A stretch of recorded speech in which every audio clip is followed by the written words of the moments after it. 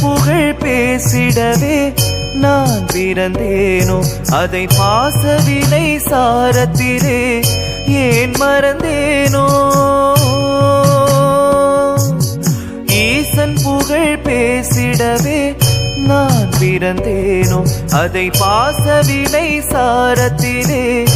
ஏன் மறந்தேனோ ஆசைகளை வேஷங்களை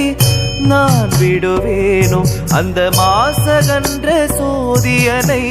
சேர்ந்திடுவேனோ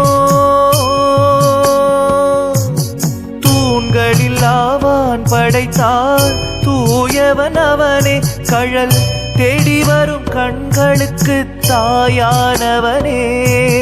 தூண்களில் ஆவான் படைத்தார் தூயவன் அவனே கடல் தேடி வரும் கண்களுக்கு தாயானவனே